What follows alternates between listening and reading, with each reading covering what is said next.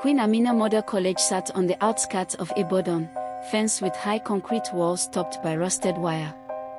By day, it looked like any other modern private boarding school: white buildings, solar street lights, CCTV cameras blinking red. By night, it breathed differently. The air grew heavy, and silence pressed down like a warning. Zainab Yusuf woke suddenly at exactly 1:13 a.m. Her eyes snapped open before she even knew why. The dormitory was dark, the fans humming softly, girls breathing in uneven rhythms. Then she heard it, a single, metallic clang. Not loud, not soft. Precise. Intentional. Her heart thudded. It wasn't the school bell. It came from somewhere deeper within the compound, a sound that seemed to vibrate through her bones rather than her ears. Around her, a few girls were already sitting up. Zainab watched shadows slide off their beds. 3 girls. Then 5. They moved quietly, practiced, as if this was not their first time. No whispers. No confusion. Just obedience. Halima, the senior on the bunk above her, climbed down and tied her cardigan around her waist. She didn't look afraid. She looked relieved. "You're not coming," Zainab whispered. Halima paused. Her eyes flicked toward Zainab, dark and unreadable. "Sleep," she said softly. "If you're not chosen, it's safer." The door opened. Cold air rushed in. The girls disappeared into the corridor like ghosts answering a call only they could hear. Zainab lay back down, heart racing. Chosen? For what? She did not sleep again. The scream came during morning prep. A girl burst into dorm C, breathless, eyes wild. "They found her," she shouted. "They found Busy." Students rushed outside. Teachers followed. Behind the ICT block, under the new CCTV pole, Busy Adeyemi lay stiff on the ground. Her eyes were wide open. Too open. Her mouth stretched slightly, like she had tried to scream but forgot how. No blood. No wounds. The school nurse shook her head. She didn't struggle. Zainab felt cold creep into her chest. Busy had been one of the girls who did not answer the bell. The principal addressed the school at assembly. He spoke of natural causes, of stress, of rumors that must not be entertained. Police came. Asked questions. Left. That night, the bell rang again at 1:13 a.m. More girls stood up this time. Zainab noticed something new, fear in those who stayed behind. Real fear. The kind that crawls under your skin and refuses to leave. Halima leaned down. "If you ignore it too many times," she whispered, "it notices." The next day, Zainab was called aside by a group of SS2 girls. They smiled too much. Offered biscuits. Sat too close. "There are things in this school they don't tell parents," one said gently. "Some of us are protected."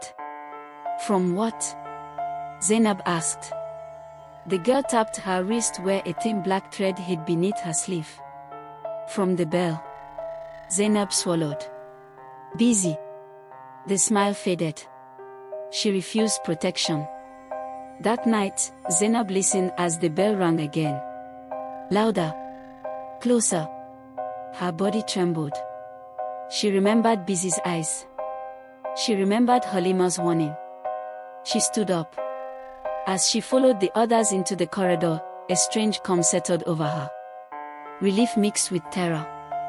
Whatever waited ahead, at least she would not be left behind. The door closed behind them. They met beneath the new multipurpose hall, unfinished, unlit. Phones were collected. Names were written down. A senior girl spoke. "This bell has always existed. The school only built around it." Zainab felt her throat tighten. "We don't control it," the girl continued. "We survive it." Someone rang the bell once. Up close, it sounded hungry. Each new girl received a thin black string. It was tied around their wrist. "Never remove it," the senior warned.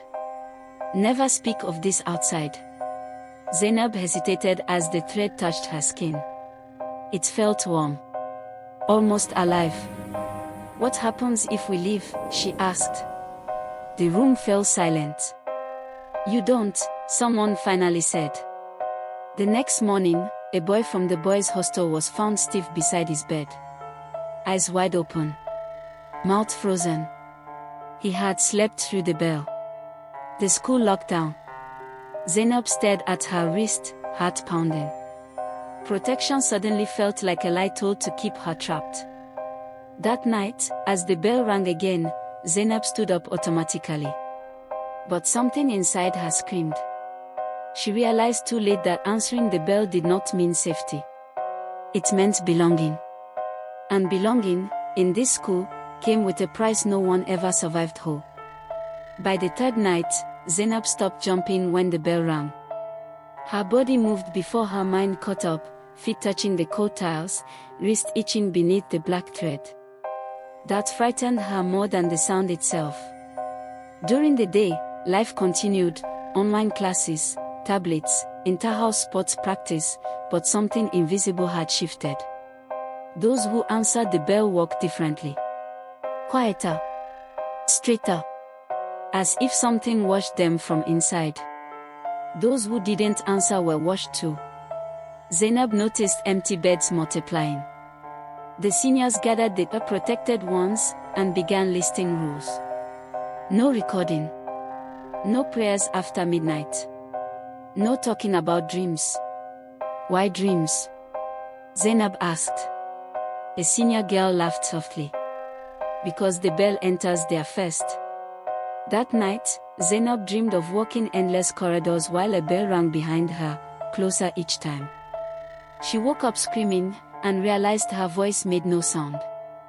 The court knew every blind spot in the school's modern surveillance system. Where cameras glitched. Where lights failed. Technology doesn't scare ancient things, Halima said. They met beneath solar panels, beside fiber cables, in rooms designed to look safe. The contrast unsettled Zainab, the future wrapped around something rotten and old.